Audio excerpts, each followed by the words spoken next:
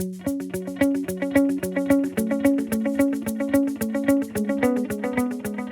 I'm Jenny Kawaja, creator and operator of the blog Kitchens and Trails, a blog about gluten-free baking and hiking.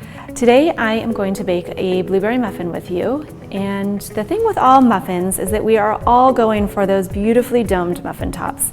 And the way you can accomplish those muffin tops is by choosing a very thick liquid. So sour cream, creme fraiche, yogurt are all wonderful choices for your liquid. You'll want to use a little milk too. The other piece is your flour. All baking recipes are based on ratios, and in this one, if you have too much flour, you are going to get a beautifully domed top, but you'll have a very gritty, crumbly, dry muffin, which is not what we want. So you'll want to take your flour down a little bit. If you take it down too low, you'll have a flat muffin top, which is not what you want either. So somewhere in the middle is what we're going for. One of the other things that we do to accomplish a nice texture in this muffin is we melt our butter. Melt it very slowly, don't let it bubble, and as soon as your butter's melted, transfer it into your mixing dish so that it can start cooling down before you mix everything in. So to make this recipe, start by mixing your sugar into your melted butter, and after that you can add your eggs one at a time.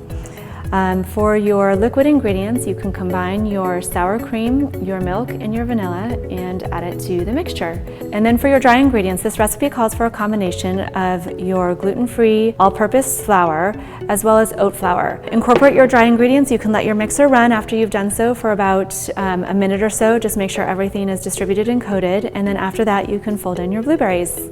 To bake these muffins, you can pour your batter into your prepared muffin tin and then let it sit for about 30 minutes. Again, letting it sit and rest will help reduce the grittiness that too many people associate with gluten-free baking. To bake these muffins, preheat your oven to 375 degrees, and that's for either convection bake or regular bake. At the time of baking, if you're baking in a convection oven, turn your temperature down to about 330 degrees, and for regular bake, bring your temperature down to 350 degrees. Your rack should be on the middle shelf, and these muffins will bake anywhere from about 15 to 20 minutes. Just keep an eye on them. Every oven is different.